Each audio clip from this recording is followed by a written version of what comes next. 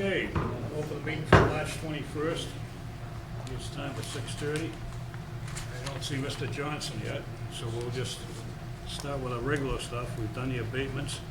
We have the minutes of January 21st.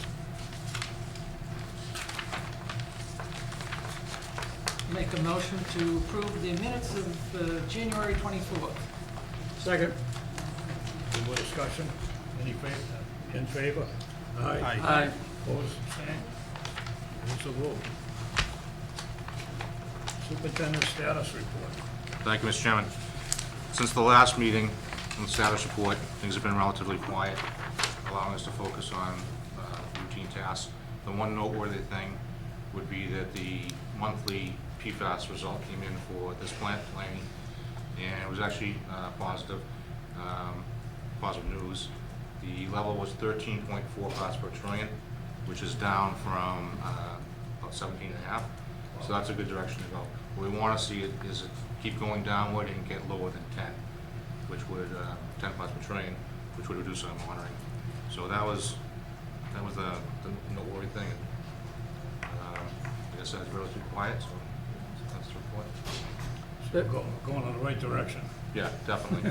Very good. And we want to stay there. But just so long as he's mentioning that the PFAS is, we're monitoring for what, 3 forms of it? 6. 6. There's over 20 actually. They're more than that. It's like COVID. They're gonna keep running this stuff. These are what you call forever contaminants. Can't get rid of them, can't mitigate them. So it's a fighting battle to keep these out of the water. It's something on the horizon. People here who are thinking more long-term capital budget costs of water, it's a concern. Interestingly, the MWRA does not have PFAS in their water.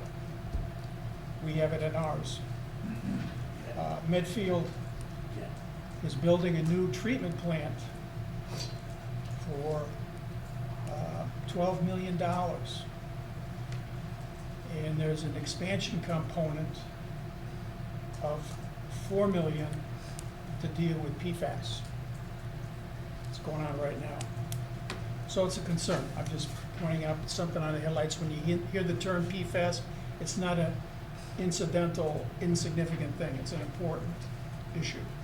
If I could add on to that, John, the compounds that we're looking for are called PFAS 6, meaning the 6 PFAS compounds that are regulated. There are many more than 20. UCMR 5, unregulated contaminant monitoring rule, is coming up. It's going to monitor for 29 contaminants. 28 of those are PFAS that are not yet regulated. So there are many of them. And you can mitigate them. You can, even though they're forever chemicals, there are ways to remove them and break them down. They can be expensive, but you can do that. And just because a community right now, whether it's NWRA or any other, does not currently experience PFAS, that doesn't say that it won't show up in the future, including Scott, the NWRA. what are we doing, monitoring for the worst ones? No, we're monitoring for the 6 ones that are regulated. We're required to look at 6 of them. They take the sum of those 6, and that's what gives you your parts per trillion. So there could be different values for each of those 6. One could be non-existent, one could be higher. But you take that sum as your criteria. If you're over 20 parts per trillion, then you need to do something about it. If you're down below 10, you want to reduce monitoring like the Willis plant, which is a quarterly. Because we're above 10 and less than 20, this plant we do every month. So we're tracking it. It's something that varies. You're measuring something that's very, very minute. A part per trillion is a minuscule number. And just, the wind blows a different direction, it can change. So just because you don't have it now, doesn't mean you won't. Mr. Chairman, Yeah. to Scott, are any particular well problematic that stands out? Right now, Washington 3, Yeah. Washington 2. Sometimes it doesn't make any sense which well, because you have Washington 6 is very low, Washington 3 is high, and in front of that you have Washington 5, which is low. How high is 3? 3, I believe, was just over, might have been just over 20, but you're looking at the blend. I understand. Okay, so that's something we should be aware of. Yeah, I didn't mean to get off track. That's okay. We all set? Mr. Chairman, I have a question. Sure. The ERP funding, I asked the status of any ERP funding. Right, there's been no change on that. There are no new water and sewer projects as part of that. You just explained the problems that you have with PFAS and other cleaning things. Mhm. The funding is for clean water. Mhm. Have you looked into the clean water? There are other options as far as grants for engineering, design, and also construction of facilities to remove fees that are separate from ARPA. There are already sources of funding there that are available, and some communities are taking advantage of it now. Yeah, And so we're not how much are we getting? We're not getting anything, we don't need it right now. We don't need any money from any of the fundings available by For federal? PFAS, no, because we're not above the 20 parts per trillion. If Okay. we get into a case where we need to do some removal, and we have to design something, that's when I need to start looking at, grabbing hold of some of that money to design a treatment facility and construct it. How about the pipe replacements? Pipe replacement? Yeah. You're talking about the last round from fall town meeting? Yeah. That's still in design. At the moment, that's fast approaching where we're gonna start getting into, bidding. So the funding can be used, ARP funding can be used for that, isn't it? No, we have that money already from fall town meeting. Okay. We don't have any future plan to replace any pipes? We do. That's Okay. gonna be an ongoing project, but we haven't got to that point yet. So we don't have any plan to use the ARP funding Not for water main replacement at this for any time. of the water or sewer For what? work? For any of the water or sewer work, we don't have any plan to use any ARP funding? That's my question. Nothing beyond what we're doing now. Okay. That's not to say something could That's change in the fine, future, that's but fine, today, that's fine. no. I just want to know why other municipalities are using the fund and we don't have anything to do it. Okay. Okay. Mr. Johnson? Yes. Come up and take your beating?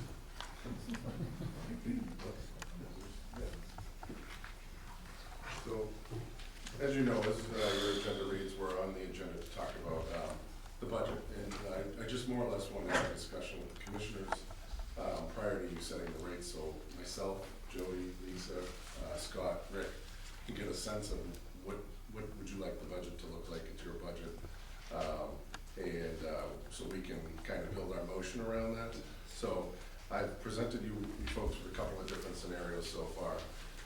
One with memo dated February 28th, where it does not use any retained earnings and it only uses basically rates to budget that. From discussions I've had with just a few of you, you weren't really receptive to that. It was about an 18% increase and 11% increase. So what I did is I took a memo and dated 3/14, excuse me, and put together a rate structure where we basically increase the rates by 2.5% for sewer and water, and build in a fixed rate charge of $13.88 for sewer and $16.90 per quarter for water. So that's the second option we laid out for you folks. And then what you have on that memo is a motion that's drafted for town meeting, again, using no retained earnings. So I'm here looking for some guidance and direction from you folks. If you like either one of these options, if you don't like either one of these options, tell me what you would like to take.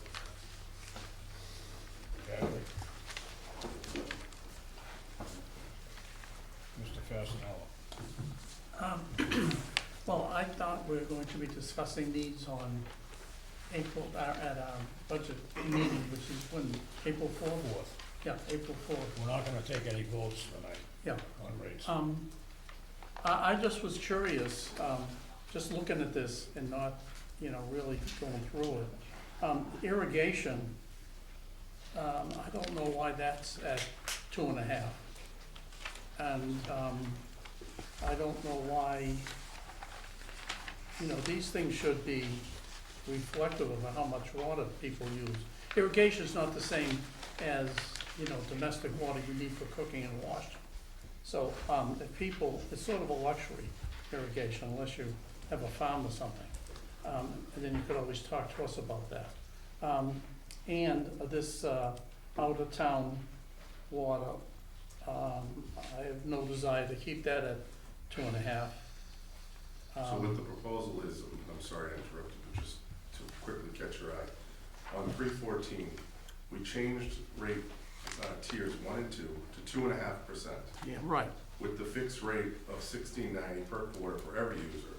And tiers 3 and 4, we took the averages of the last 2 years, increased those to 10% for tier 3 and 14% for Yeah, I can read that. I wasn't talking about that. I thought it was. I was talking about the other irrigation and out-of-town water. That's what I was alluding to.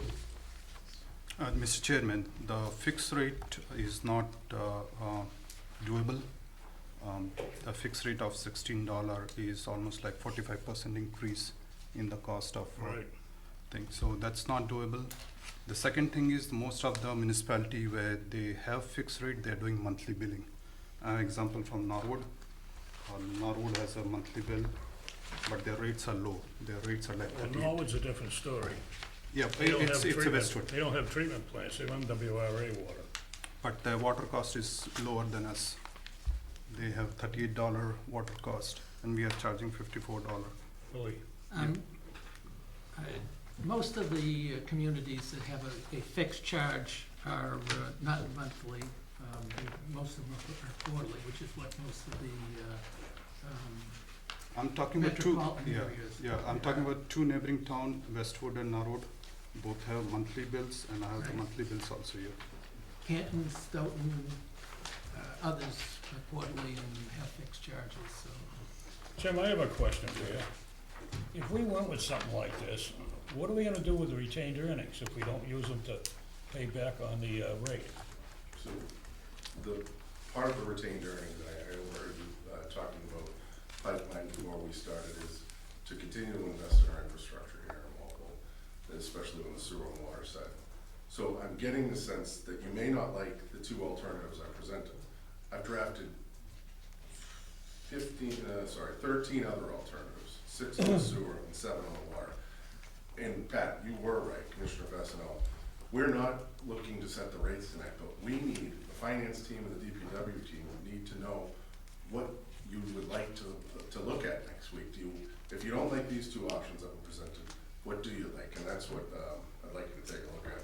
But, so basically, to answer your question, retained earnings, the intent is to go back in and invest in the sewer What infrastructure. do we have in there now, Jim, dear? You currently have, as of March 21st, you have 735 and 944 in sewer, and 1,674 in water. So a pretty handsome amount in the account already. 2 years, not last year, it was a zero, but then we had 2 increments of like 380,000 was spent for projects out of the retained earnings. So we didn't use that much of it, other than if we're gonna supplement the ratepayers. And I think, Jim, I would just say, personally, I felt ambushed at the finance committee meeting, that you would send out a memo like that and have us walk in there on something that was totally not palatable for anybody on this commission, to have people think that we were proposing an 18% water increase.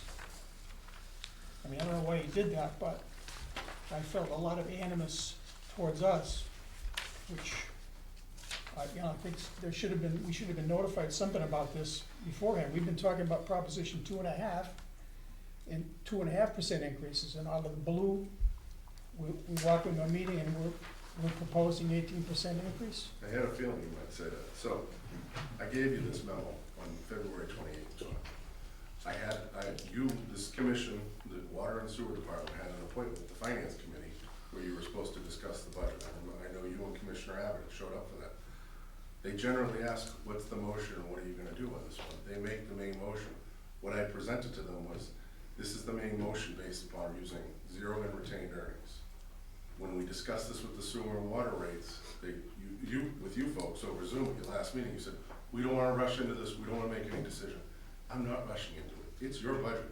Please, just tell us where you wanna set the rates, and we will build a budget around that. Okay, so basically, some of you people probably aren't that familiar with the water rates, but just to get context, our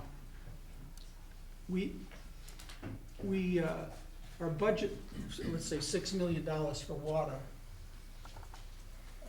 We pay the town of Walpole, 1,380,000. 1.7 million. 7 million. Well, for both, yeah, I'm just talking about water, it's 1.3, it's 1.7 million, for administrative things, to represent us, to do all this work, to present capital budget plans and structures, which they do or don't exist. They do exist, So- it's a 5-year plan, it's so published every year on we're- the town warrant. We're put in the position here with, looking at this, I think that what we're scheduled to, on a scale, retained earnings, we're keeping too much, 22% is not, appropriate percentage based on what the emergency needs might be. And, I think that we have to look at, we're supposed to have an audit, which was never done, basically, about our indirect costs with the town of Walpole, to find out where that 1.3 and 1.7 million rather goes. You have the breakdown in front of you in the memo dated February 28th. Talking about an audit of expenditures, not There was an numbers. audit requested, and this Sewer and Water Commission rescinded that directive. We pulled the minutes because there was a public records request submitted for it. Yeah. Well, I guess the point would be, irrespective, that there's a significant amount of money paid to the town of Walpole for these services.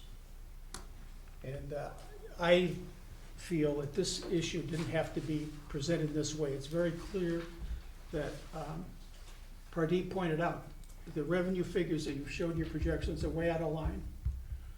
We'll probably get $6 million of revenue on the water side, not 4. And there's really no terrorism here to try to stick to 2.5% increases for the consumer, particularly there's still a pandemic going on. And I think if you're asking for direction, we're not pointing fingers here or arguing. The point is, I'm trying to give you a little direction. I think that if you're going to, one of the things you're proposing is a fixed fee, like a user fee, which is like a country That was club suggested membership as or part anything of the else. Abrams group. There's a fixed fee, whether you use a drop of water or anything. Well, if you're hooked up, you pay so much a year. I get that. I didn't propose that. That was suggested in part of the 2020 report that you folks commissioned. Okay, you're like Teflon. Anything, it's okay. We'll take responsibility. Again, we're not pointing fingers here, so it's not you. There's 7 other alternatives on there. Just tell me what you want. What- One of them is to. You don't want to listen, do you? I'm trying to tell you, and you're arguing. Every word I say, you argue with me. No, let me finish. So, if we go to a flat fee like that as a base, there would have to be a provision for seniors, people over 70 or 75 to be exempt from that, and people under a certain income threshold, like a lifeline type of platform, where below that level, they don't have to pay that fee. And the whole purpose of particularly all the work Bill did on going to the inclining block method is to provide sustainability and support for the moderate and lower income people in the community for the water, for a public utility service. That's really why we did it. That's why there's nothing, 2.5 is not a political thing. It's a ratio of providing a minimum lifeline for more moderate income people in the communities, okay? So I think we're sensitive to that. And the commissions have different views about whether the fixed fee is appropriate or not, but if there is, we have to provide exemptions for certain populations. And I would say that on the upper end, we've been underestimating. Everybody's a forecaster, everybody's a water expert, but irrespective of the number of new services, you can say that they've already been issued. It's not the new services, it's about how much water those 800 or 1,500 new people are gonna use. They're gonna use more water. If people use more water, the average cost of water goes down, everybody pays less. That's the model. It's a fixed cost system. So we're kind of assuming that. We're skating over this little gully, this little dip in the curve that, in the next 12, 24 months, we'll be over it. So, I mean, I think we're supportive, at least I know a couple folks I've talked to here are more supportive of the nature of, part of what you presented, which is the 2.5, at least the first 2 tiers. And I don't know, you have to get the commissioners to respond to how they feel about the fixed component. But the other component is enhancing the capital budget. I mean, a lot of us thought that the ARP funds were for infrastructure, and that we would get a piece of that pie as public utility for the community. And that would help us too, as far as being economical and being effective in a pricing format to the community. So I'd like to hear a little bit about that.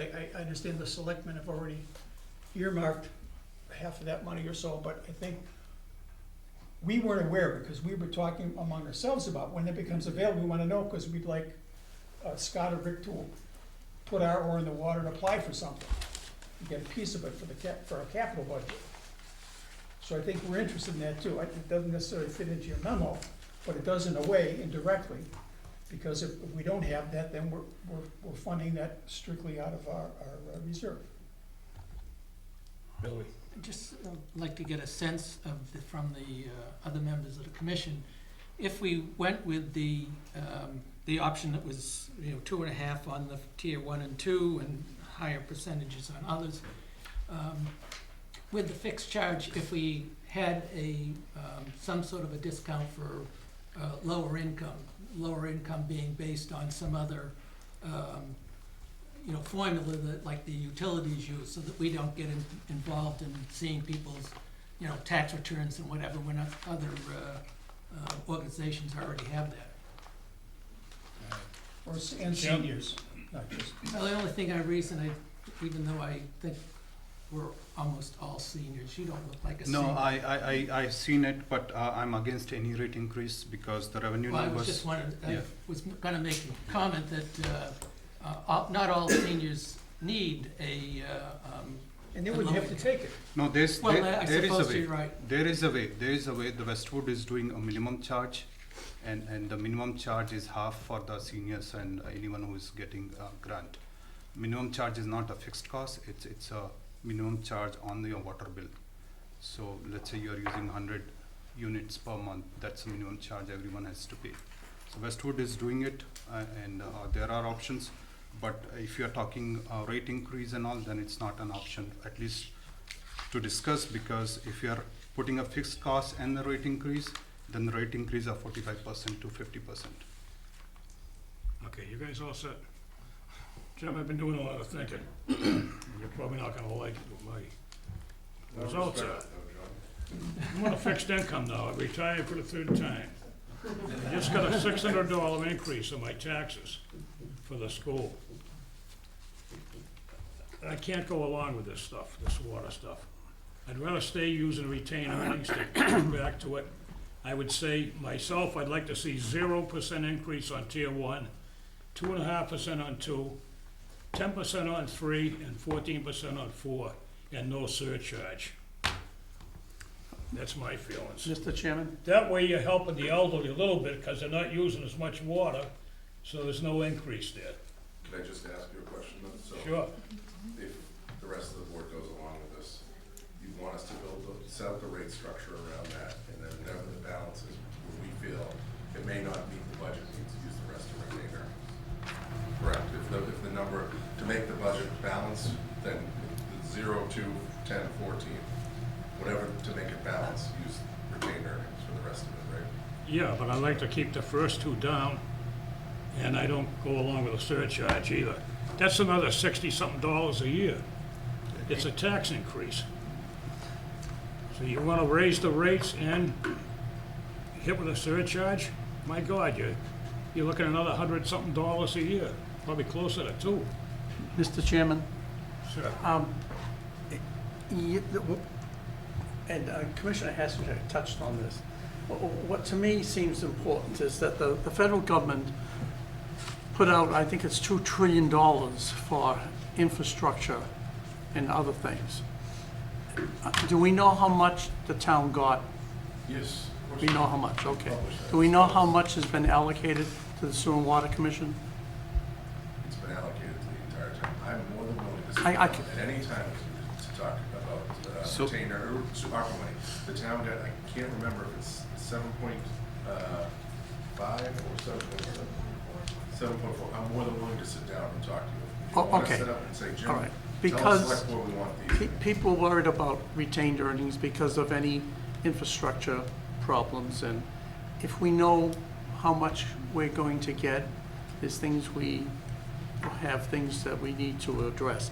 But as far as the service charge fee, John, if you were on the commission with me way back when we had those, and we purposely got rid of it because we felt it was unfair for certain portions of the population. I was surprised to learn that it's 9% of the population of Walpole is below some poverty level they have. That was astounding to me, and you can check that different ways. But we really can't be charging 18%, across the board for water. That's just not reasonable. And but as John has come up with a scenario, and are you referring to this only this piece here? What about irrigation? What about The out of town and the irrigation, they're already higher. I mean, you could increase them more. well, on one of these, I mean, we have so many different schemes. This one is just reflects the first row here. It's just a copy of it. Would your idea be to leave these at 18% on, the irrigation and the out of town? Thought it was 14. Okay? I don't have that. I think you, Mr. Chairman, I think if we're going to they were passing that. use retained earnings or ARPA money, No, I know. those are going to be one-time, certainly the ARPA money would be one-time money. It's not something that's going to recur year after year. And retained earnings, just hearing what we're thinking about, I think you'd use a significant amount of the water retained earnings, and what would we do next year or the following year? That's the part of the problem of using. There's two problems. One, there's not an unlimited amount of money in the retained earnings. No, but there's a sizable amount. There though. is, And but we use it usually every year to keep the rate down for people. only for the last, I think, 3 years. But at some time, the easy fix is say, let's use it right now. I think it's important that one looks subsequent years and see, is that going to run out? In which case, then what are you going to do? It's It always just be subject, it's always postponed. subject to change. It Bill. is study not there. running out. Every year, we are making 130% more than the budget amount. And last 3 years, we made $3 million extra over the budget. And as of last 12 months, we already have actual revenue of $6.4 million, which is The numbers- 112% more than the budget amount. Yeah, The numbers that I saw, when I we- saw yours, and the ones that I've been It's the same number. presenting every month, I used just and we date should, only, yes. maybe we have the finance people could Bill? be able to say. It's the whether same- we- I ran out his numbers, and the basically what same Jim number. did in this document, the numbers he gave us, 4.4 million for personnel expenses and debt service, then the 1.3 million for the town Right. indirect costs, 5.79 million. Pardeep's study showed that in that year, we're gonna get 6.3 million. 6.3. So we're gonna add more money to the the same. reserve fund. We're not losing anything. We're building the reserve fund. So, I mean, let's not make stuff up and say the wolf is at the door. I know the sky's falling, but I mean, those are extreme, I'm not saying anything couldn't happen, people could stop using water. But, as far as Patrick's, we have to work in these numbers. We can't just sit here and come up with, he likes 18%, he likes 2%, and skip that category. I think we have to work on the numbers, but the structure of what we're talking, I think you hear, and the staff should do this. I mean, basically, the most important thing I heard here was there's 7 point something million of the infrastructure funds given to the town of Walpole, and you're telling us to give you the ideas, but you people work for us, you're supposed to give us the ideas and and be aggressive and make sure we get our piece of the pie. That's what we're hiring you for. We're not the administrators of the water department. So we want you to give us the ideas. What do we have that we can So I came put here in to- as a viable project? Well, if you have a conflict of interest, then we have to hire a consultant to do it. I didn't say that.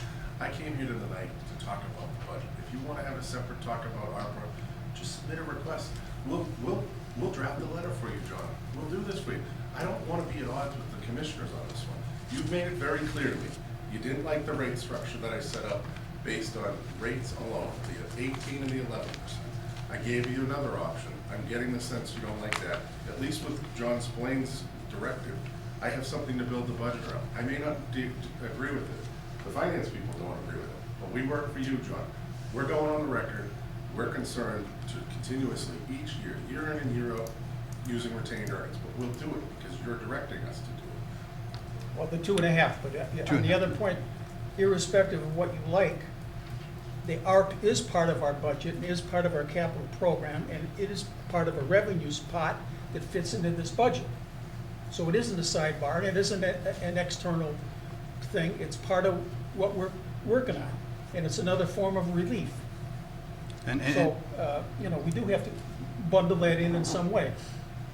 Chairman, we do pay 1.7 million to the town for doing the budgets and the cost of everything, funding the funds.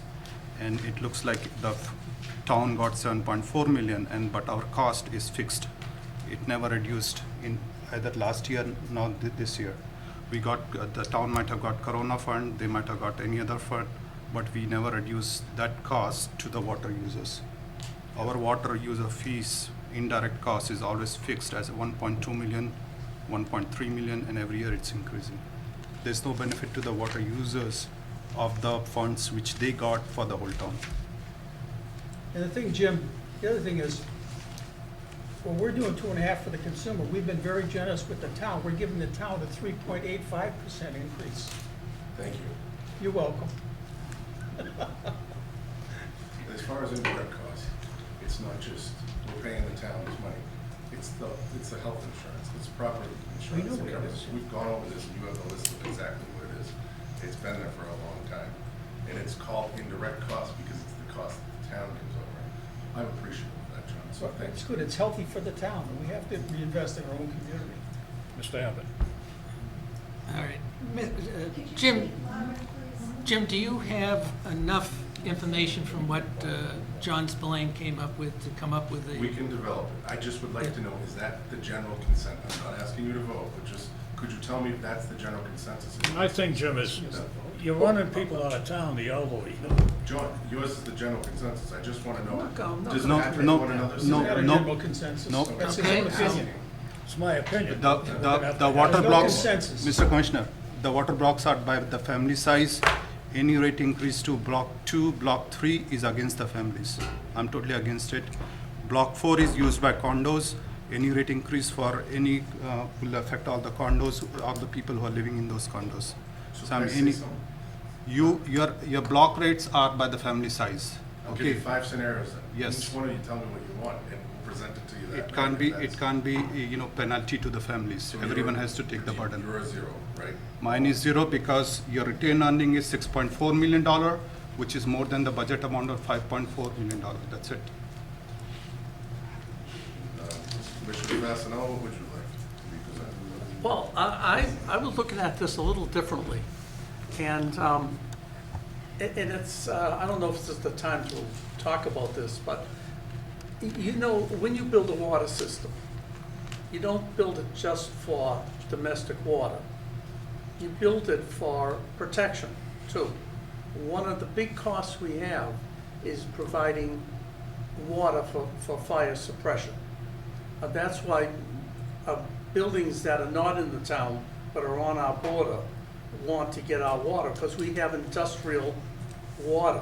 We can provide a building with enough water that the insurance company will insure it. If many towns around us don't have that.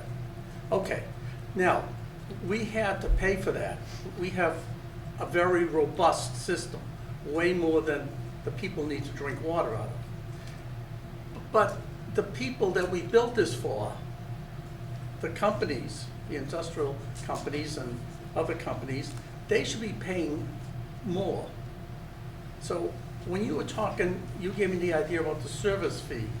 Maybe their service fee should be a lot higher. Right now, we have water lines going into buildings that people don't drink the water from. They use for fire suppression. But the Director of Public Works, Rick Mattson, if you cast your mind back to previous times, you'll find out that we did, at one point, put a service charge on industrial application for water suppression. Do you remember how much we charged? I believe it was a per hydrant charge. Uh-huh. I think it was $200 per hydrant. And if memory serves me correctly, when there was a dedicated special water line, which was oversized, going into a building, I know we charged them to put it in, but wasn't there a maintenance charge on that too? That I don't recall, Patrick, I don't remember Okay. that. I think it was like $500, if I remember correctly. But somehow that got taken away. I don't know why that was ever taken away. So there's things we can look at and to say, you know, what's my scenario now? What's my idea? I need some more information in how much revenue. Because I understand we need revenue to run the department. And if we're dropping it down for some users, which is fine, we have to make that up somehow. So, just to give you an example of what I just told you about, maybe there's ways that we can find revenue that we haven't taken advantage of. And don't forget, the minute we give them a water supply into their building, their insurance rates go way down. So we're actually saving them money, and we're not making any on it.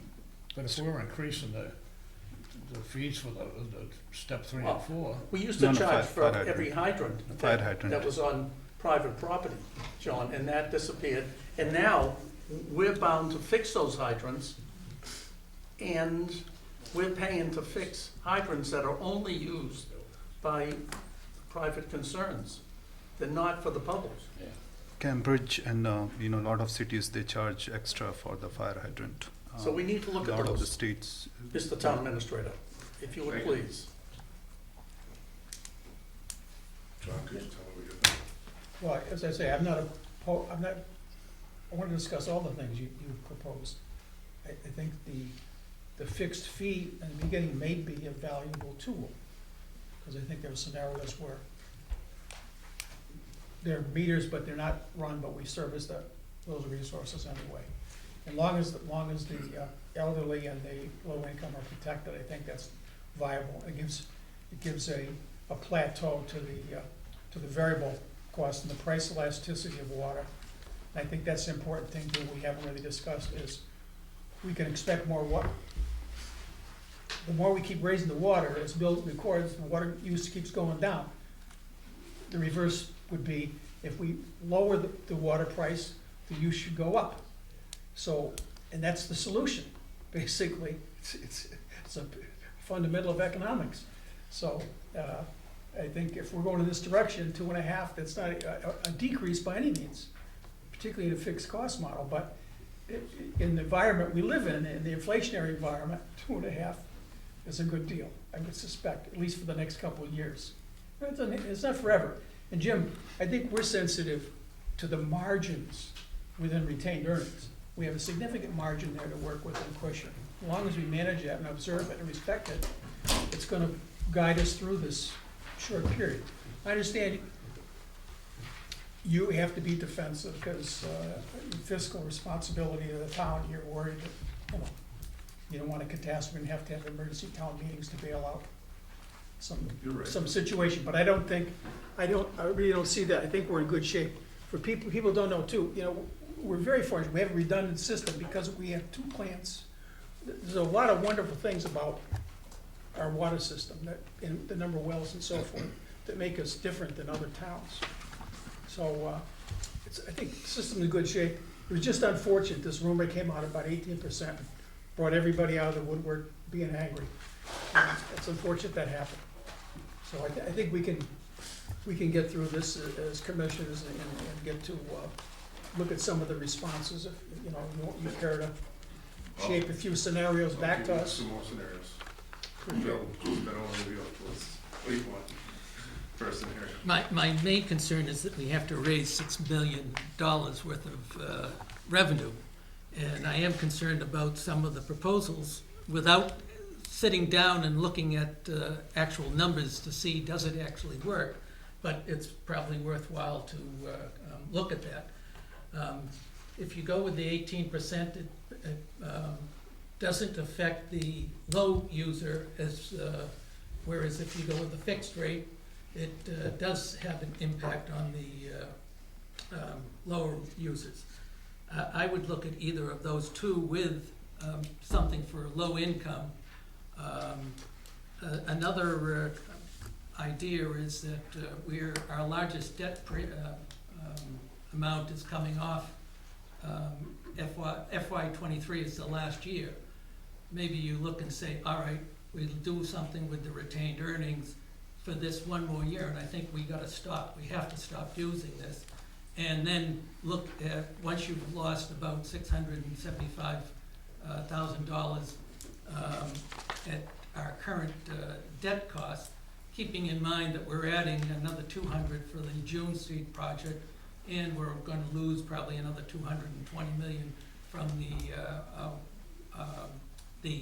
MWPAT, the water, was it Massachusetts Water Pollution Abatement Trust.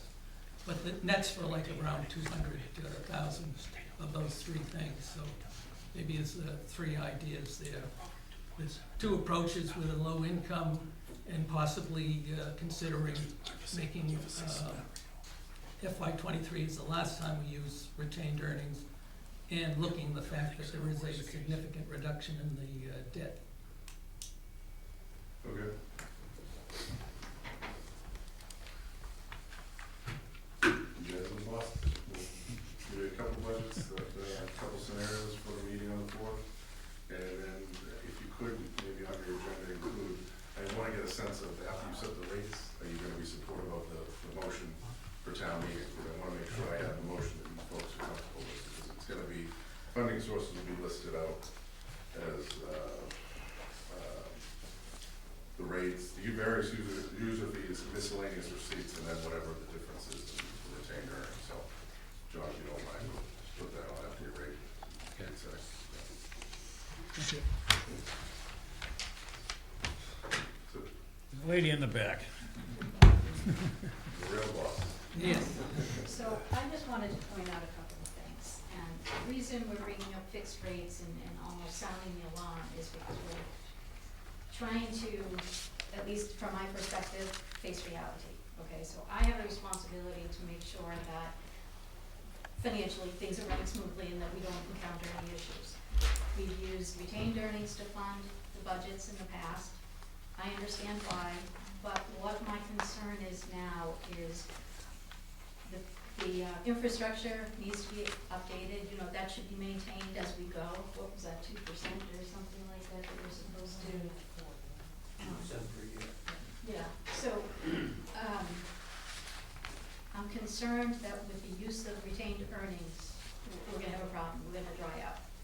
And one of the things that Department of Revenue, strongly discourages is the use of retained earnings, and I say this with free cash too, it's the same thing.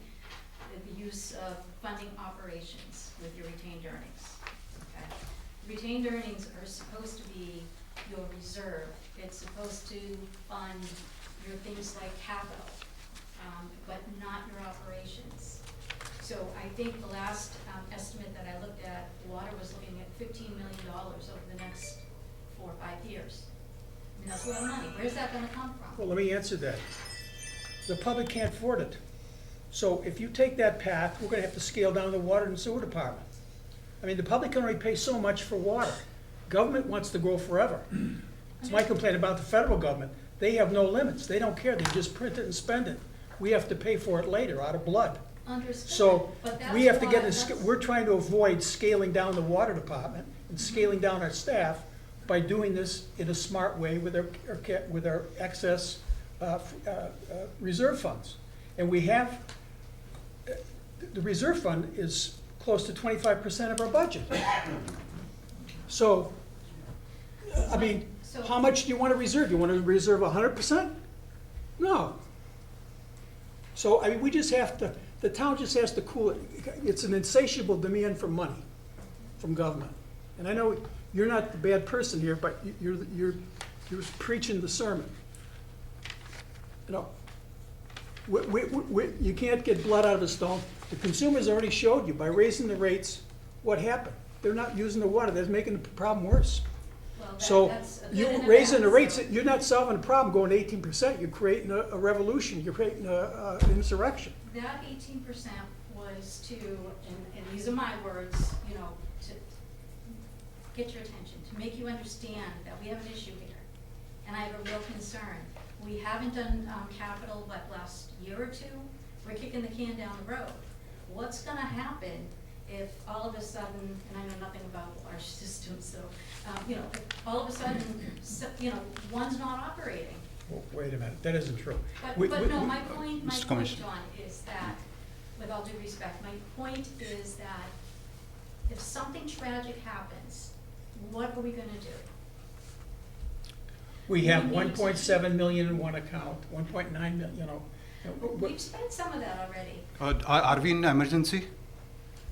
I'm talking both, so. Yeah, so last 12 month revenue is $6.4 million. Your bills are going late by 4 to 5 months. Are we in emergency? That's my question. If you're in emergency, you should be doing the billings on time. You're charging 1.7 million to the water department, but bills are 5 months late. So you'll tell me the actuals of this fiscal year in December, and in January, all the residents, they stop using the water. So I have different data than you do. Yeah. Let me just, It's your data. I have the data from your department only. I would just like to So- mention, and Mary, you can confirm, water bills right now are 40 days or less between the reading and the bill date. yeah. So it's no longer All the bills going out. 4 or 5 months between. So what is the 40 days of actual revenue? I'm not sure I understand. What's So the? 90 days plus 40 days plus you give 30 days to the user to pay. No. So From the- you are when 5 months read the behind. meter- You are 5 months When behind. you read the meter, I have in to pay. between 40 and 30 and 40 days, that's the bill date. And yes, you do have another 30 days, but that's you're Yes. you're not gonna So make somebody pay town is immediately. taking 5 months to collect the money. Okay, okay, so that's the point. Here is Norwood. If it's 30 Here- days, here if it's is 30 Norwood. days, plus you give them 30 January- days, that seems 2 months, January not bill 5 is months. coming on February Okay, we're 14th. kinda getting off the Yes. subject here. Yes. So we don't have emergency. If emergency is there, the town must be doing the billing on the time. So I'm talking about two different things. So one is to maintain the infrastructure. No, that has nothing. If there's a emergency in funding, the town must be doing the billing on time. The town is overcharging 1.7 million for support, but not able to generate the bills on Okay, time. I don't really want to get into a Yes, debate because that's the truth. records that I have That's- show something very different. Yeah, your actuals And are yes, here. there was an issue, Yeah. and that has been worked, the staff has been incredible trying to. They're bring good, that they're in. good, but still, they're not at par with other towns. When Norwood is able to do monthly billing in 14 days, I don't see any problem, Walpole doing the monthly billing in 14 days. If we go to monthly billing, and I don't really want to get into this, but it's going to cost us more money to go to monthly billing than it will. We are to already go- paying $1.7 million. I don't think In your Norwood indirect is fees? indirect cost, Well, yes. don't forget, you have general insurances, you have your OPEB liability, you have your health insurances. And That's- then you have the overhead of the staff. That of every town working. has, Norwood has the same cost, Understood. Westwood has the same cost, Absolutely. everyone has It's it. a mass general law. Yeah, they are able to sustain it, monthly billing. There's no excuse about not doing the monthly billing. Yeah, I respectfully disagree. yeah. Every town is doing it, and the Norwood town is doing for less than $1 million of indirect cost. So So- I want to get back to a minute, retained earnings versus the fixed charge. And I understand where you're coming from, believe me, John, I get it. There are ways that we can, we do it with real estate taxes. I think we've talked about this before, where the assessors have certain guidelines that they follow within Mass General Law, and we can provide, the resident will need to apply, but we can provide, some type of relief to those people, provided they fall within that structure, that financial structure. And that's all confidential, it's done with the assessors and that sort of thing. So I hear what you're saying. I'm just trying to bring forward, and I think we've been trying to do this for a couple of years now, get away from the retained earnings. That's all I'm saying. Well, if we use the figures that Bill and Pardeep prepared, and with Jim Johnson's figures for this year, if those figures are correct, we're gonna contribute back over $500,000 more to retained earnings. And that doesn't, we have to go out and spend it. We almost had a proposal here for $1 million on engineering to explore Minebrook 4. And we decided there wasn't an urgency to go put money out to engineering studies that go on for years with, no results. Is So- that $500 that you're talking about? $500,000. $500,000, I'm sorry, I do that all the time.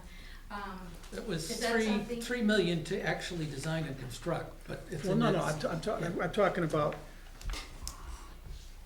the way Pardeep did the calculation with Jim's figures, the figure, roughly 5.8 million was being spent, and 6.3 million was coming in, which was a $500,000. Which is actuals. The Positive town gave me to the actual retained number. earnings. Yeah.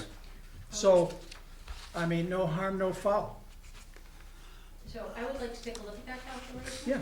That would be great. This, Yeah, it's the last we 12 wanna months of get- actuals. get You it are worked already out. getting 6.4 million, which is So, 110% more than your budget amount. okay, so So- I think we need to take a look at what you're calling revenue, because there's different sources of revenue, as you know. So we have revenue from the rates, and then we have other revenue from entrance fees, from, testing fees. testing fees, thank you. This is the revenue stuff. So, there's various sources of revenue. So when we're talking rates, we have to just talk money coming in for rates, amount being billed. Not entrance fees, not testing fees, not any of the other revenue sources. We get, It's called miscellaneous receipts here in Jim's miscellaneous figures. receipts is going away. There's $200,000 that, subsidy for a borrowing that we did, and that's gonna be gone. So we're gonna have to Wait a come minute, up $700,000 is gonna be going? $200,000. Well, I'm talking about 700 miscellaneous for water. Where do you see this on there?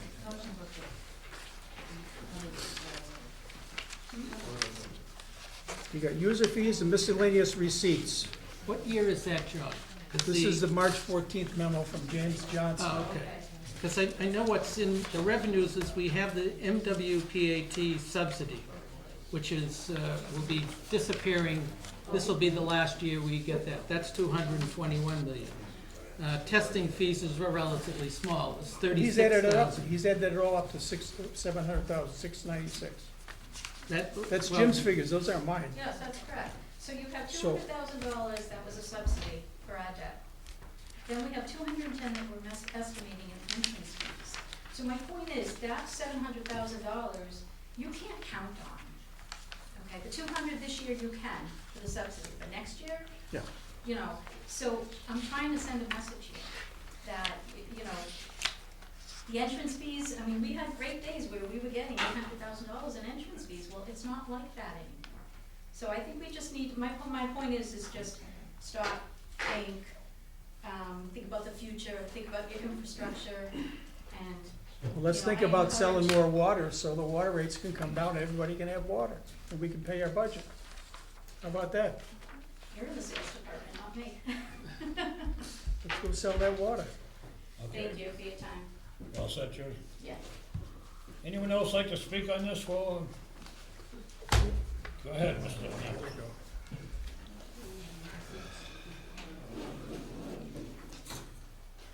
Yes, I want to agree with the town accountant that we have some situations here that we need to deal with now rather than later, because it'll be more expensive to deal with. What are you referring to, Bill? Treatment of hazardous material in You're our doing well that. field. In School Meadow Brook, we have quite a bit, and that Woods report showed that there's a tremendous amount of plumes of separate pollution of very hazardous materials, some too hazardous to serve as water, drinkable water. The And- superintendent said that he doesn't need any fund from the ARP. He thinks the water levels are good. So I don't know where you're coming with that figure, that statement. Superintendent said that he doesn't need any money from to solve any water problems. I just heard John say earlier that there were PFAS, you said? Yeah, he We said have- there's a fund, there's ARP funds available, but superintendent is saying that he doesn't need any fund to clean the water. So we don't have Oh, problem okay. of the funding, yeah. And the question is, do we have these same contaminants, hazardous materials in Mine Brook? Yes, to answer your question, they're there, but they're barely detectable. In the last round of testing we did, they're actually below the detection limit. So they're not there as they are in School Meadow Brook. Right, the levels vary. Now, we gave up a future well site when we allowed the preserve to be built. And as Pat knows, the preserve is built over that ancient riverway that provides our water to our aquifers in Walpole. And is it technically possible with the technology today to go upstream of the preserve, not far, because that aquifer that they built on is over 55 feet on average, that area too. That was a beautiful place to go, and the water there is much purer than in Mine Brook, because there's a lot of metal, a lot of iron in Mine Brook. And there's contaminants at all the wells in School Meadow Brook, I saw in a report years ago. So, and it was detectable in parts per trillion. Now, I understand that the DEP, I've heard, wants us to test our water more often. How often are we testing for these terrible contaminants? It depends on the contaminant. There are things you test for monthly, yearly, every 3 years, every 5 years. It depends on the contaminant, the specific contaminant you're talking about. So we're not watching all those contaminants that are with Grid Machine, which are in a flow pattern towards School Meadow Brook. The DEP sets a sampling schedule for us, and they tell us, our regulation, what we're required to test for and the frequency of testing. No one that I know of from DEP drinks our water. I drink our water. I want it tested when we need to test it, not when DEP says to test it. And I would like to see, and I talked to Jack Jemsek, a hydrologist, about the possibility of having wells upstream of the preserve, not far, if the technology's there, so we could get better water from there. Because Bill, our what's this got to do water- with water rates? Well, because it costs money to treat the water. We're treating the water. Yes, and you're gonna have to treat it more. And I'm just looking down the road. You could be treating it less. Depends how Well, things I'll tell ya, change. You found out how upset people can get when the finance committee was told 18% for water and 11% for sewer. Now, John told me that was a rumor. I understand more about what John was telling me now, because it wasn't something that was agreed upon by the water and sewer.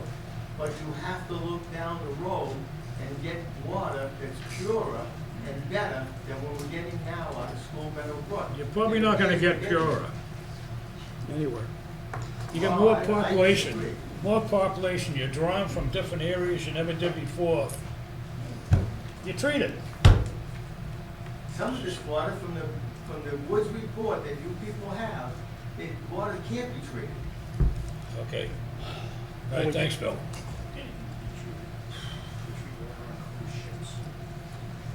Anyone else like to speak? Mr. Brown?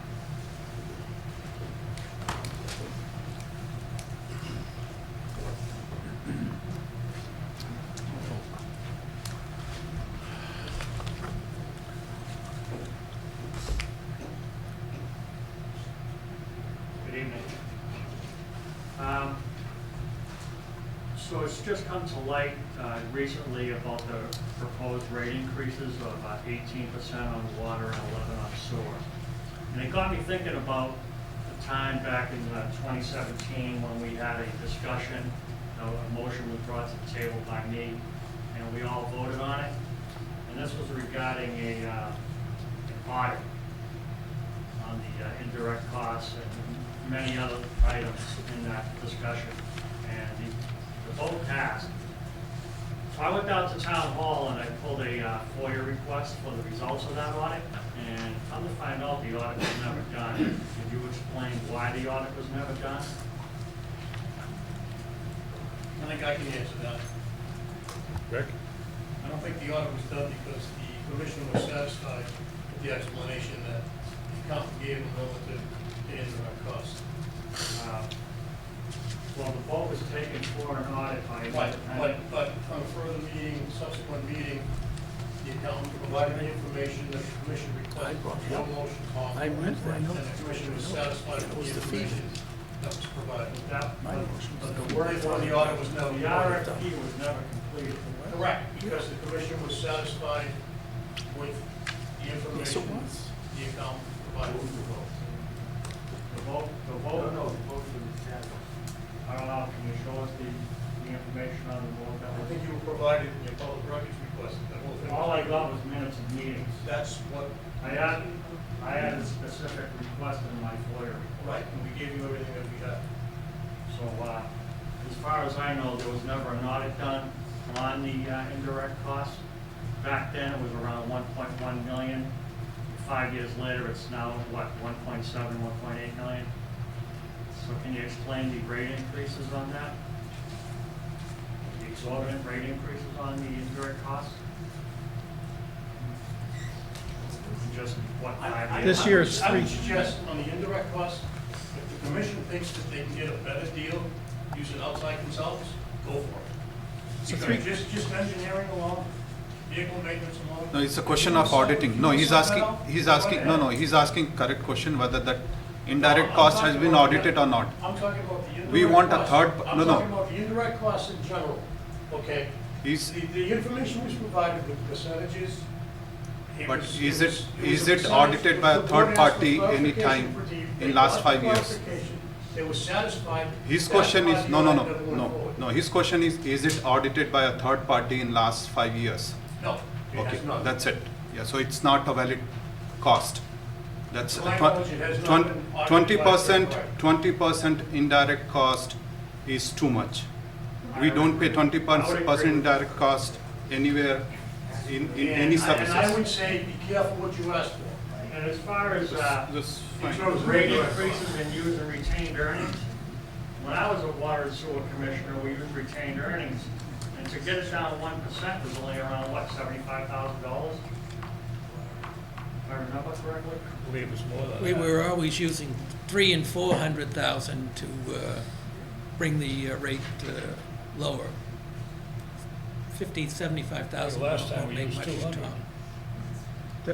The indirect cost has only gone up like 3% or more the last few years. It's been pretty level. A water rate increase of 18% is pretty exorbitant. That's was an outlier. I think that was just debunked earlier. I think before, Mr. Brown, before you came in, I think that pretty much, that was just, not from the commission. Well, I'd That like was- to propose for the commissioners to readdress this audit on the indirect cost, and I would like to see a vote on that, another vote, and demand that it goes to a third party and have an outside auditing firm do a complete audit. Before the ratepayers see an increase of 18%. They're not gonna see I think you owe 18%. it to them. You owe it to the ratepayers. Mr. Brown, there is a state, believe it or not, a state department in the Commonwealth that does audits. And I think there was a town named Dudley, Massachusetts, that asked the state to come in, and it was about indirect costs. And this department will do that. It won't cost us anything, but the Commonwealth will actually, Can you make a motion and have that done? well, this is not the place to do that, and it should be on the agenda. It should be But done maybe, before rate increases involved. what I would do is I'd say, to place this on the agenda for, maybe our next regular meeting, indirect cost audit. Sure. Okay, and we can discuss it if we want to have a private firm do it, or have the Commonwealth do it, or not do it. Okay, you all set, Tom? Yes. Thank you. Yep.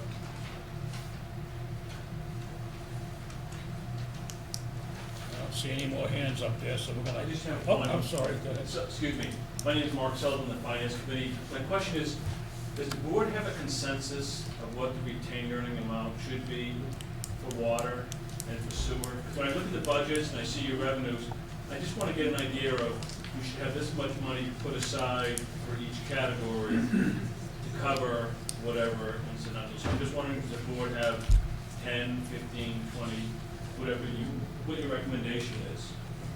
10 for the sewer and 15 for the water. 10 for sewer, 15 for water? Mr. Chairman, Rick, do you know, does the AWA or Massachusetts Water Association, do they have a recommended percentage of your budget that should be in retained earnings? No, so what, no, there is no set, part of the financial policies I provided Right. back in February 28th, suggested 20%. It's certainly something that we do have a meeting to discuss that. We should just. Yeah, I mean, I just want to know, is there I like some, what John's going at. if there was some organization that said, you know, this is what you should do, what your standard end would provide some sort of backup as to why whatever number, whether it's 10%, 20%, a flat number or whatever. But I think that would answer Mark's question. Okay, There's two different numbers. Bill, Yes. Mr. Chairman, through you to John Hatton here. Is 15 and 10 a better? Is there still a rumor? Well, those are approximates because the sewer is essentially the MWRA. We don't have, you know, we have a fee, we have a system to replace piping, but that's a different kind of financing. That isn't a reserve fund purpose. The reserve fund purpose is for primarily for emergencies and for things, parameter of things could happen that go sideways where we need the funding available. So that's why the two are a different percentage. So if you think that's more palatable,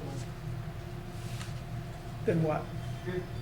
15 and 10 as opposed to 18 and 11?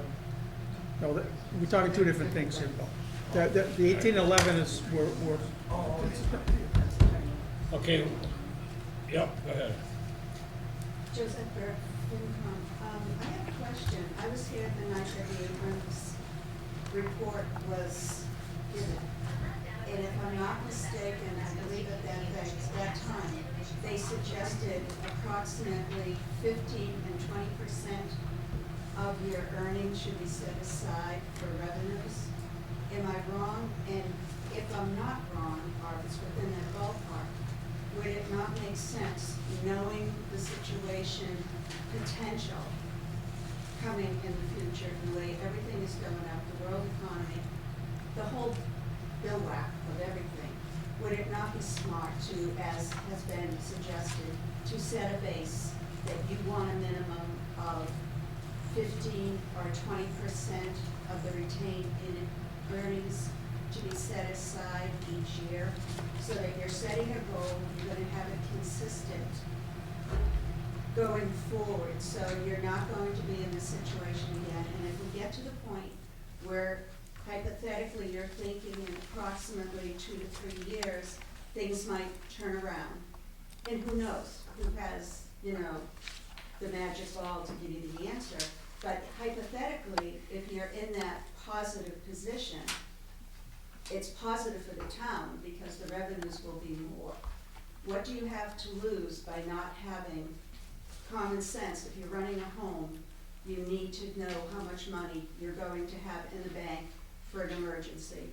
This is a business, this is a town, in my opinion, and I'm not representing the FinCom, this is my opinion.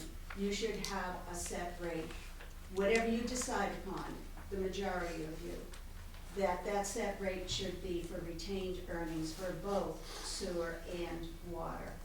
And that should be like the charter, set in stone, so going forward you have the minimum of this, so you're not going to be sliding back.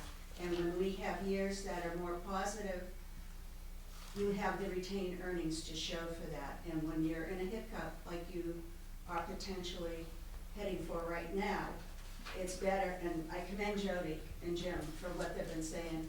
We've been talking this for at least 8 years, that, you know, you have to put a cap on retained earnings so Excuse they're me, not ma'am, being used to subsidize anything. So my suggestion would be, coming as a taxpayer, as a FinCom person, that you have a set rate that is decided by you for each. You talking yearly or, Yeah, you talking yearly or? Yes. How can you tell what you're gonna make? Well, that's the point. If you're setting a percentage of whatever your earnings are, it's going to be that percentage.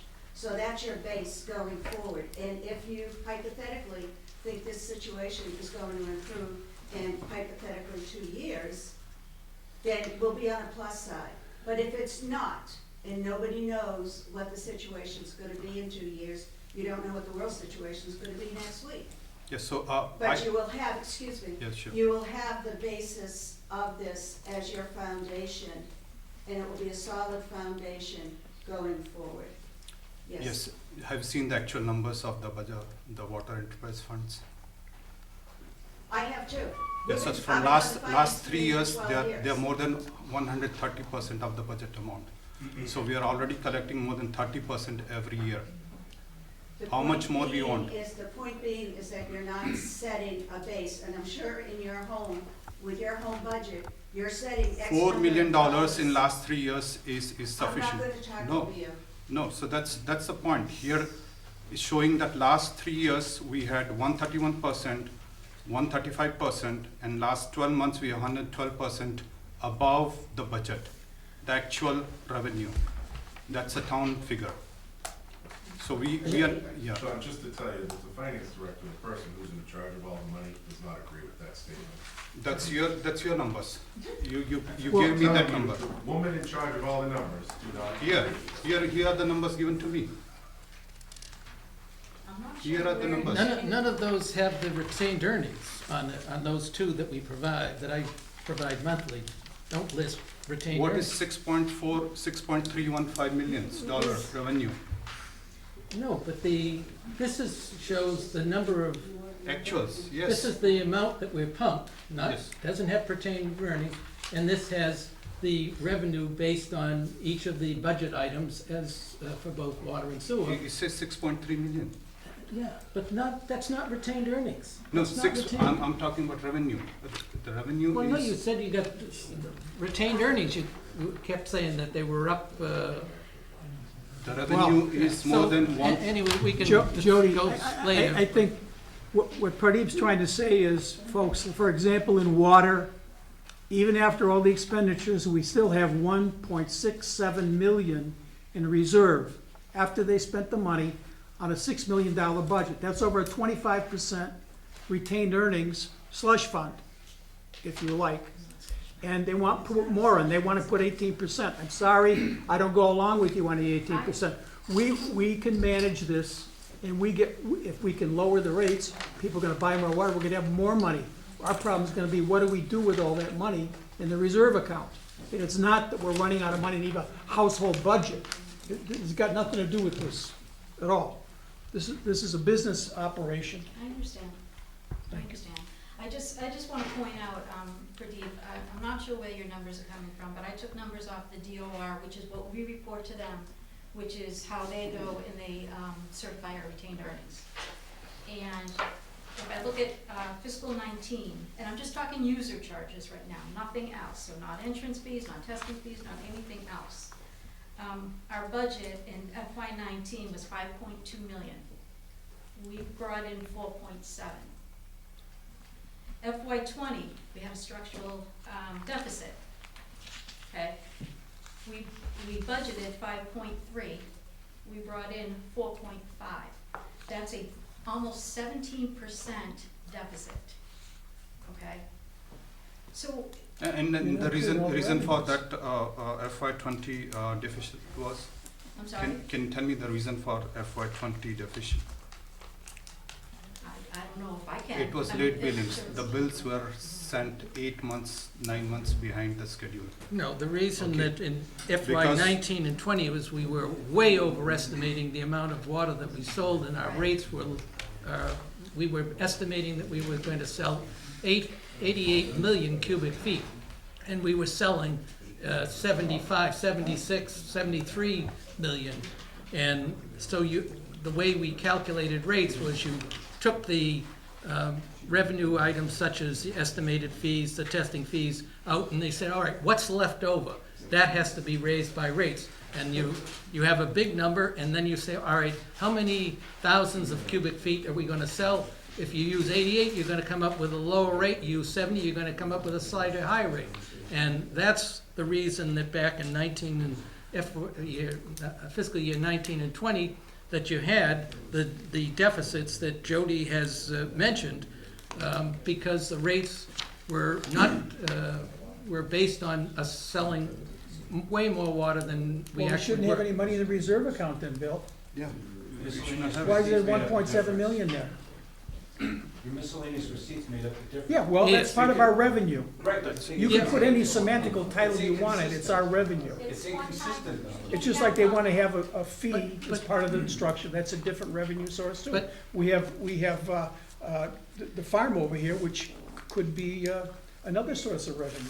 So we can have alternative pots of revenue, it all goes into the same budget.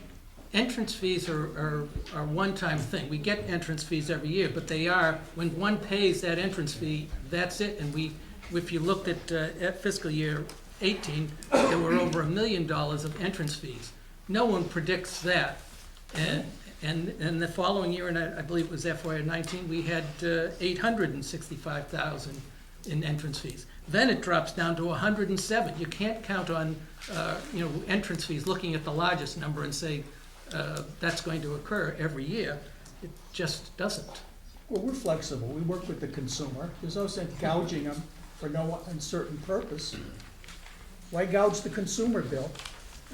Now, we can have an extra Gouge the meeting and change the consumer. rate or We have have an a- emergency if we need it. There's a pandemic going on, there's a national inflation, the economy's falling apart. Now, you want to charge people 18% water rates, really? Get real. Chairman, we have our marching orders. Okay. We're gonna have to move on. We have some other stuff here to do tonight, so. But there'll be no votes taken tonight on rates. It'll be done on the 4th, one way or another. Okay, 14 Canvasback Way. Everyone look at that? Mary, is this a case of just underestimating and finally catching up? It is. That's So, what I read it The as. resident had 2 estimated bills. Right. Due to the fact that we needed to change out the equipment, Yeah. and he received the Mary, catch-up bill. did we test that meter? For this one here, John? This one wasn't requested to be tested. This We weren't Canvasback getting Way readings. wasn't requested to be. We weren't getting readings, right? Yes. So, A couple more estimated. well, we estimate all the time if we're not getting readings. Yeah. You're gonna get a bill every 90 days. It's, whether it's an actual or estimated. I'll have Leslie that. Right, but if you underestimate, and, because of the virus, We didn't want to send our people out there. I know. Customers didn't want anybody in. I had it. We can't see Buffalo. And this board has been Buffalo many times. Yeah, well, town administration. And I Well, I think appreciate, that would've been a new I meeting, appreciate your John, I aggressive. think what happens, when they finally get in to change the meter, No, that's that's- when they're able to catch up, because they're estimating We before. gotta screw around here, two When they actually minutes, get into sitting in an account properties doing to get the nothing, meter, charging that's the when consumer, we get the you actual number, they had to And catch we've up. been criticized for that. It was the actual number right. That's the meter. That's the meter But itself. Yeah, so they'll fight what for we that money, do though. in And these they want every cases, penny. John, so we go off the paperwork that comes back to the office. Anytime there's a question raised, we have the crew pull the meter and bring it back to the office, and we confirm the No, I meter just wondered reading if we with what's on the deny this- paperwork. If we deny this and the customer complains, should we test the meter? If they request it, we still have it. And we charge you if it turns out to be accurate, and Yeah. we don't if it doesn't. And Yeah. most, We should probably I do can't that remember auction. the last time we had one that was over-registering. You have to test it, because otherwise it's uncertain. No, So, yeah, Okay. yeah, Yeah. you have to. Let's get it tested, Otherwise, okay? yeah, they're gonna think we're hiding something. It's fine.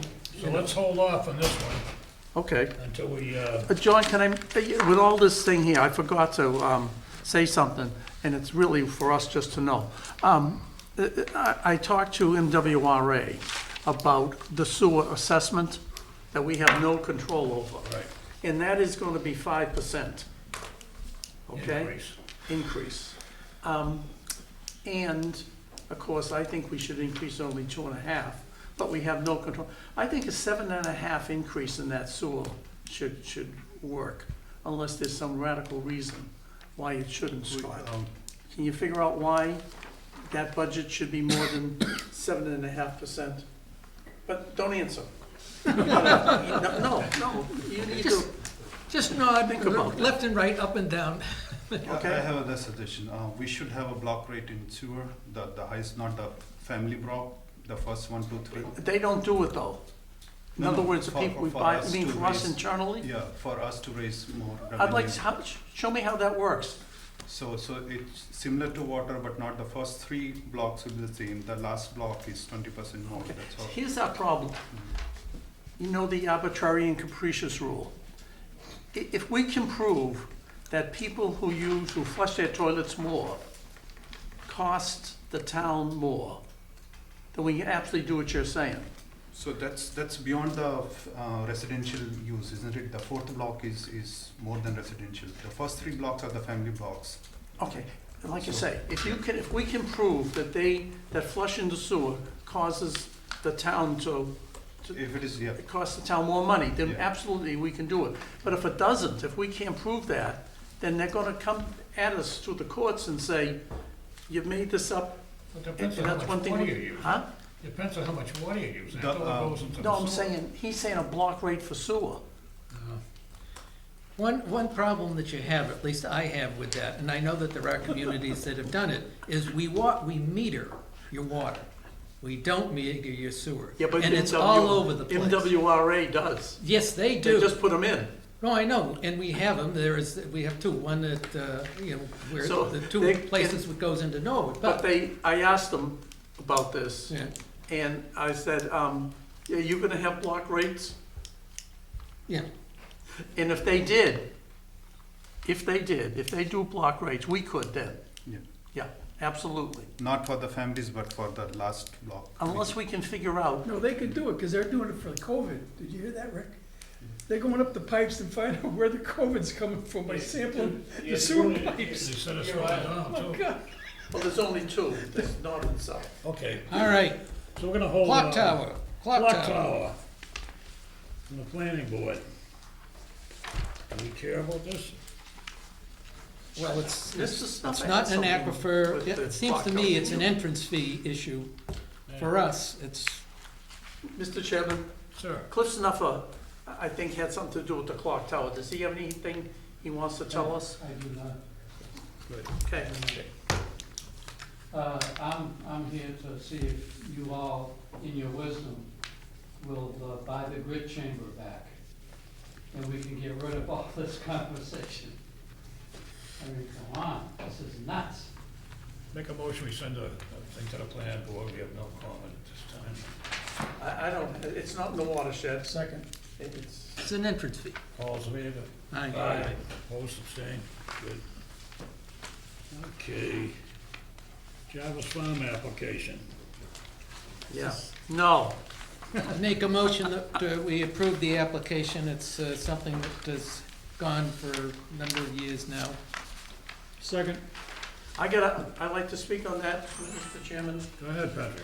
They are asking that 100 leaking cars who are dripping transmission fluid, oil, brake fluid, and bunches of other toxic material into our aquifer.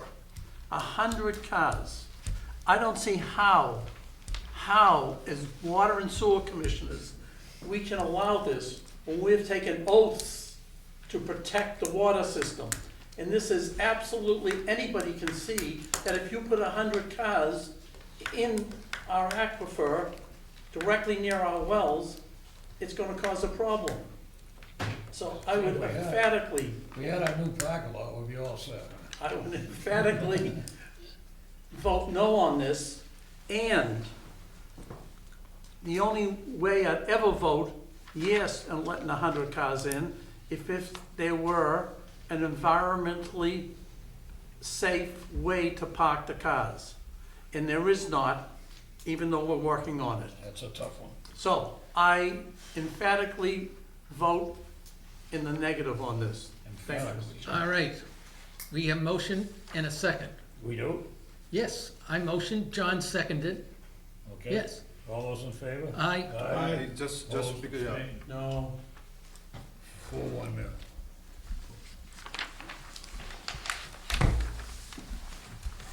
Jarvis Farm update. What's the update? Yeah, what is the update on Jarvis? Nothing, no.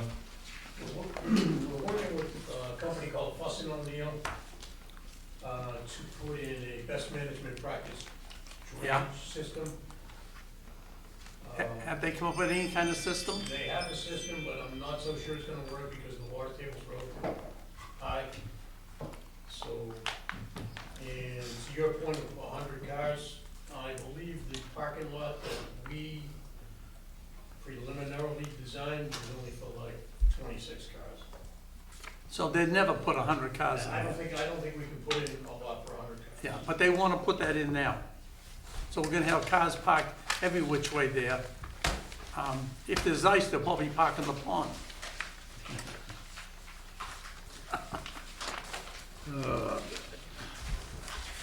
All right. Anything else? The last is meter to cash report. So I got the Oh, updated. what about the meter to cash report?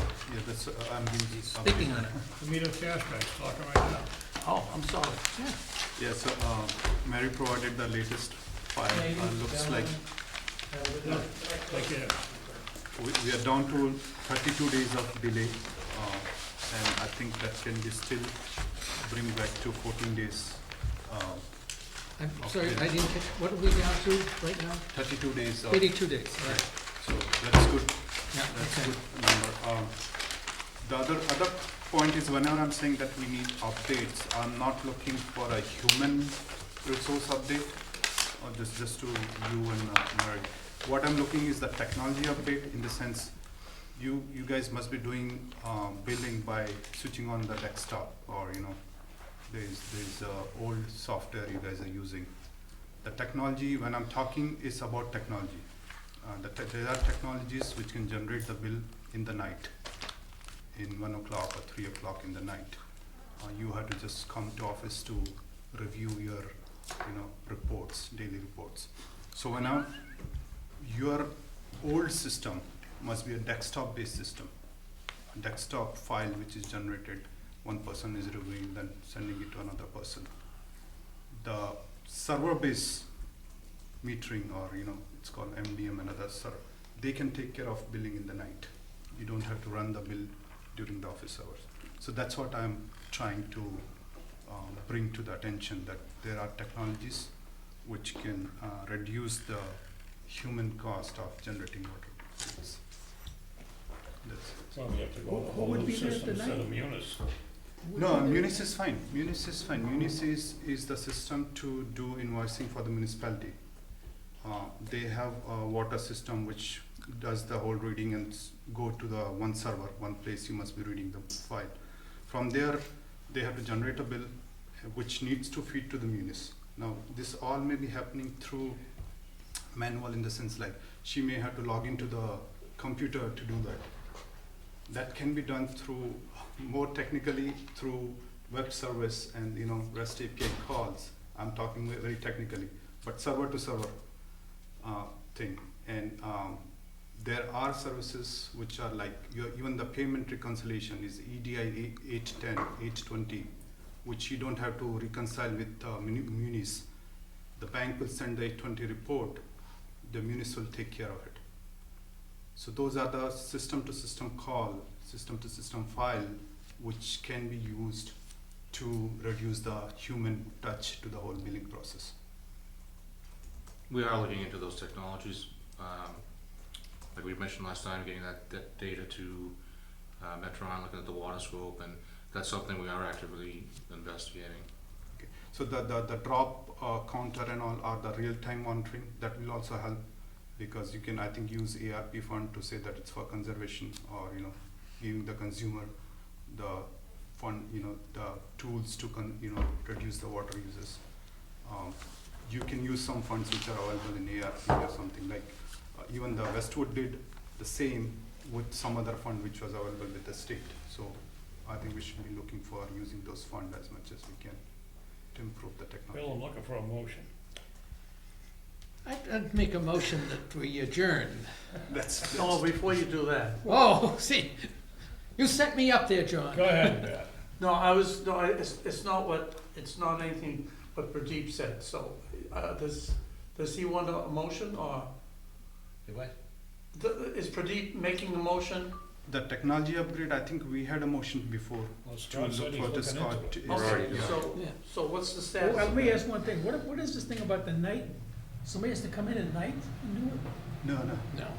You said I'm they run saying- at night at 3 o'clock in the morning or something? No, I'm saying that as of now, they must be running the bill during the office time. I said that you don't have to. The technology is so advanced that the bill can run in the night. I think the first thing you want to do is find out Yeah. exactly the steps that Yeah. it goes in. And then you'll find out, are they doing something that technology could be? Or is there, wait a minute, we can do it faster, but you're going to have to hire somebody. All right, or you're going to have to buy something to have somebody that, and what does that cost to merge the data into the Munis system?